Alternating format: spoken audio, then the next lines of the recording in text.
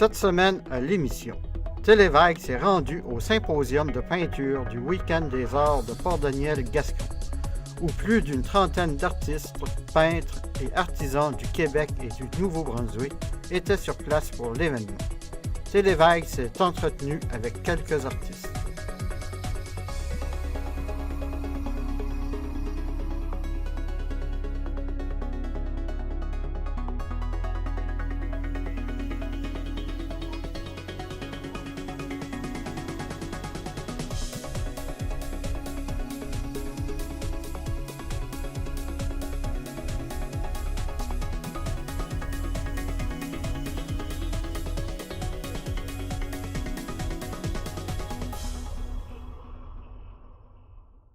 Cette année, c'est le 10e anniversaire du symposium, mais le 20e anniversaire du Week-end des arts. Comme dans le passé, en fait, c'est une réunion d'artistes où on rencontre des professionnels, des semi-professionnels, qui ont été ici tout le week-end, samedi et dimanche, à l'église de Port-Daniel. Puis, on a aussi les artisans, qui étaient dans le cadre du Week-end des arts, où là, on retrouve un ensemble d'artisans, d'artistes locaux et régionaux, qui, eux, étaient au sol de l'église.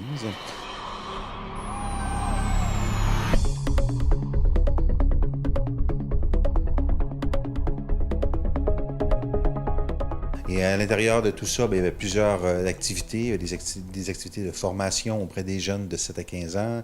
Il y avait des démonstrations par des artistes, des sculpteurs qui faisaient des démonstrations auprès de la population qui étaient vraiment intéressantes. Il y avait des artistes peintres. Il y avait des sculpteurs, il y avait des gens qui faisaient de la peinture sur tissu, une belle panoplie, là, je dirais, d'une belle diversité artistique. Première cette année, on a mis en place un circuit à travers différentes galeries d'art, dont ici à l'Auberge Bleu-sur-Mer.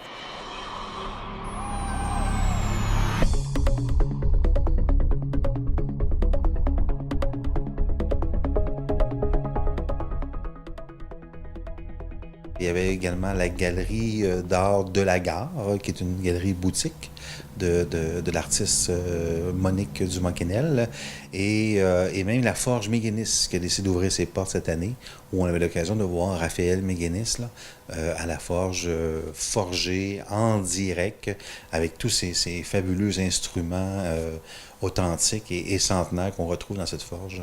Non seulement c'était un week-end en couleur, mais c'était vraiment un week-end artistique sur toutes ses formes. Nicole Bolduc de New Richmond. Je suis native de Saint-Ézéard-de-Bonaventure. Je suis revenue dans la Gaspésie il y a maintenant 12 ans, en 2006. Ils m'ont demandé d'être la marraine de l'événement. Parce que j'ai commencé, il y avait le Week-end des arts, et puis ils ont vu qu'on faisait de l'animation. Il y avait Gilles Côté et moi qui faisaient de l'animation, qu'on peignait devant les gens. Ils ont dit, on aime donc bien ça. Ben, j'ai dit, c'est facile. Si vous voulez que les gens peignent devant, ça prend un symposium. C'est que les gens voient comment on fait, puis on s'exécute devant eux. C'est ça, un symposium. Une exposition qui est déjà toute prête, personne ne travaille devant, c'est plus un symposium. Puis j'ai beaucoup de personnes que j'ai formées qui sont ici au symposium. Ça me fait plaisir de voir leur avancement.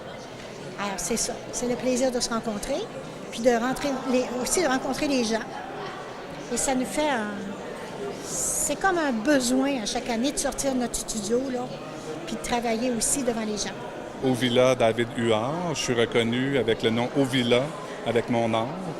Et puis, je suis à Valleyfield, Québec. Mon père vient de Saint-Godefroy. Et puis, j'ai de la parenté, des cousins-cousines, Port-Daniel, New Richmond, dans ce coin-là. On voit un peu dans mon travail qu'il y a beaucoup de crayons. J'ai commencé à dessiner à l'âge de 5 ans avec le crayon de plomb. C'est pour ça que je le ramène un peu dans mes tableaux. Puis le crayon qui est un phare aussi en même temps. C'est comme un peu un autoportrait parce que j'aime beaucoup aider d'autres artistes aussi à faire leur chemin dans la vie. Fait que c'est des phares crayons, c'est comme un autoportrait. Mais pour bien d'autres gens, le crayon représente aussi leur travail, leur passion d'écrire ou d'enseigner. Fait que ça touche un peu tout le monde. Quand je commence à peindre un tableau, j'ai tout simplement le goût de peindre. Alors, je commence avec une couleur que j'aime, souvent les bleus. Je commence souvent par un ciel ou le mouvement de la mer. Puis à un moment donné, j'aime surprendre. Je ne suis pas capable de faire juste un paysage. Fait que j'aime arriver avec un élément, puis surprendre les gens, puis toucher les gens de différentes façons. Y a-t-il des peintres qui t'influencent? Il y a un peintre que je pourrais nommer qui est décédé aujourd'hui malheureusement, c'est Claude Théberge, un peintre fantastique aussi, qui avait du mouvement, des foulards, des chapeaux, ça volait au vent. Puis ça me touchait vraiment. Puis comme je suis chorégraphe aussi, j'ai une troupe de danse de compétition, puis le mouvement m'interpelle beaucoup. Alors, en ayant chorégraphié, puis en ayant découvert cet artiste-là, on dirait que ça a été comme une continuité de mon art dans ma vie. Puis c'est comme ça que j'aime faire bouger les choses. J'aime que les choses sont en élévation dans mes tableaux. Normand Odette de Maria. Je fais beaucoup de paysages impressionnistes un peu, là, semi-abstraits des fois. Mais c'est principalement des paysages de la Gaspésie parce que je trouve qu'on a tellement des beaux paysages ici qu'on n'a pas besoin de se casser la tête pour trouver des beaux sujets. Et moi, je peins beaucoup avec l'huile et à l'acrylique. Jusqu'à un certain temps, là, je pensais que l'huile était préférable, c'était des plus belles couleurs. Mais non, il n'y a vraiment aucune différence maintenant. L'acrylique a des beaux pigments, puis il faut travailler des peintures de qualité par contre, mais il n'y a pas de différence entre les deux. J'aime beaucoup travailler avec l'harmonie des couleurs ensemble. Ça, c'est sûr que pour moi, c'est ça qui compte le plus d'un tableau, là, c'est de mettre des couleurs qui vont ensemble. Particulièrement, il y a certains mauves, certains lilas que j'aime beaucoup, là, que je trouve que c'est des couleurs qu'on ne voit pas trop souvent dans la nature, mais ça reste pour moi des belles couleurs, surtout dans les ciels. Mais je peux pas dire qu'il y a une couleur que j'aime pas, là, mais vraiment pas. Si elle n'est pas belle, c'est parce que la couleur que tu as mis autour n'est pas belle. Fait qu'il faut que tu mettes les deux pour qu'ils s'harmonisent ensemble, puis une couleur va faire chanter l'autre. C'est un peu quand on parle d'harmonie dans un tableau, là, c'est ça que ça veut dire, c'est de mettre des belles teintes qui vont ensemble. Charline Lantaigne, je viens de Campbellton, Nouveau-Brunswick. C'est la première fois que je suis invitée ici, mais à chaque année, je viens visiter les artistes. J'ai déjà fait de l'aquarelle, de l'huile, mais là, c'est des abstraits que je présente. Puis, ce sont mes émotions qui sont sur mes toiles. Ça dépend dans quel état d'âme que tu es, puis tu choisis les couleurs par rapport à ça. C'est comme ça que je fais mes tableaux. C'est jamais prédéfini d'avance. Quand j'ai terminé, je donne un titre. Noëlla Gionnet.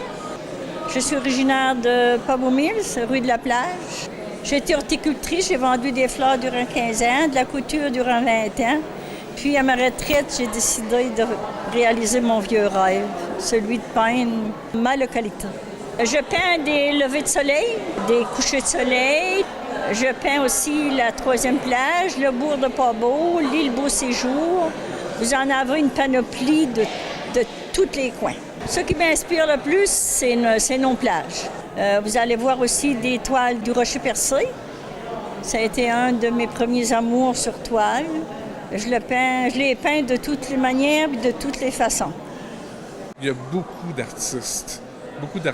Il y a beaucoup de médiums différents.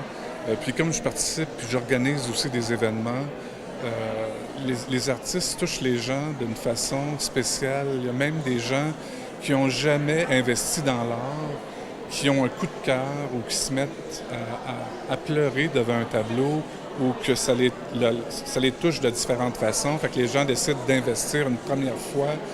Fait que l'art, c'est spontané. C'est pas une mode d'acheter un tableau. Tu es là au moment, tu assistes à une exposition, tu découvres un artiste, tu t'en attends pas, puis tu t'arrives devant une œuvre qui te touche, alors tu décides d'investir. Tandis qu'il y a des gens qui courent ça, les événements d'artistes, puis qui vont collectionner. Alors il y a un éventail de public large. C'est difficile à dire où est-ce que situe l'art aujourd'hui, parce que ça touche les gens de différentes façons. J'ai participé au Week-end des Arts il y a 3 ans, l'année que Claude Bonneau, l'artiste peintre, était président d'honneur. Et puis, premièrement, Port Daniel, c'est tellement charmant.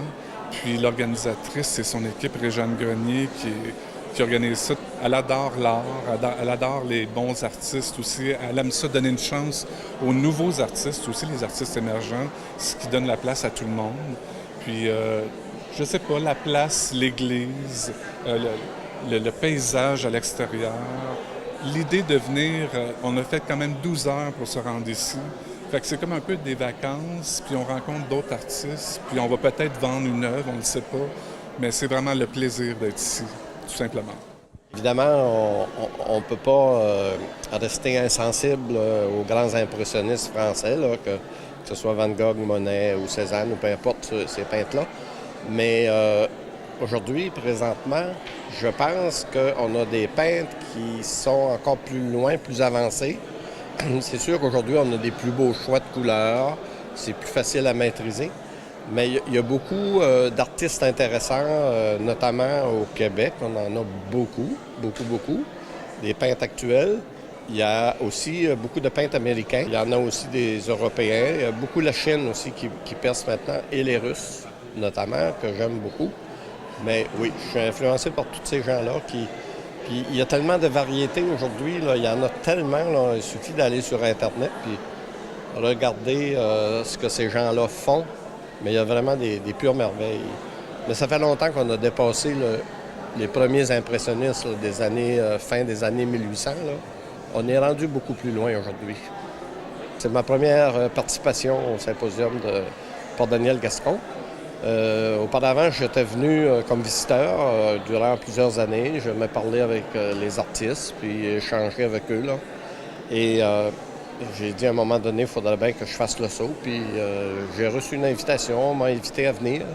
Puis j'étais bien heureux de venir. Je trouve que l'ambiance est vraiment excellente ici. Puis je trouve qu'on est entre Gaspésiens, même les artistes d'en dehors, ils participent facilement à cette bonne camaraderie-là. Puis c'est très sympathique comme endroit.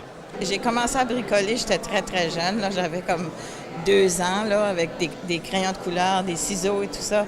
Puis j'ai toujours travaillé avec les couleurs, que ce soit en cuisine ou sur des tableaux. Alors, c'est ça, les couleurs me donnent de l'énergie.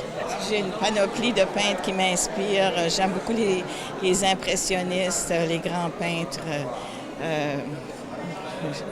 Je ne peux pas toutes les nommer, là, mais j'adore aussi les peintres qui font du réalisme figuratif. Dépendamment qu'est-ce qui m'arrive comme émotion ou comme histoire, je peux monter, par exemple, une exposition. Comme j'ai fait Variations équestres au musée de Bonaventure, c'était juste des chevaux. Je les aime, je les connais, mais c'est correct, mais je ne fais pas juste ça. Si, par exemple, je vais à Charlevoix, je vais me chercher des sujets à l'extérieur, ou même ici, je peins souvent à l'extérieur, comme je peins en atelier si j'ai des commandes.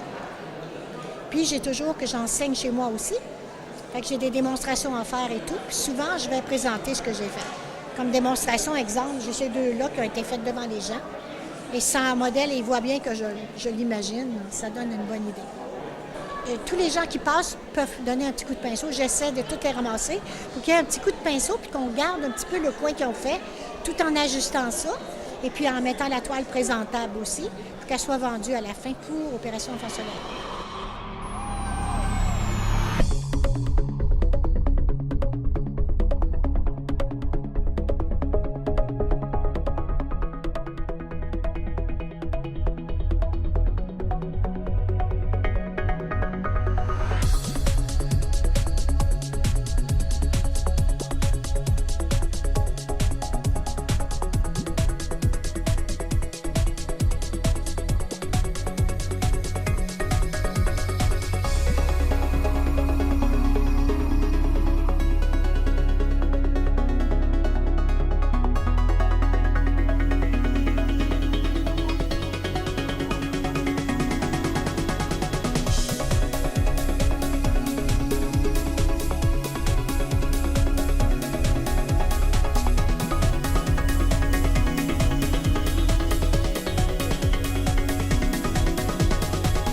Est-ce que le symposium va revenir l'an prochain? Oui. Normalement, on avait pris une pause l'année passée, là, manque de bénévoles, mais je pense que là, il y a un nouvel élan et on va souhaiter qu'on va pouvoir l'année prochaine, effectivement, l'offrir à nouveau dans la région. Eh bien, merci beaucoup. Merci à vous.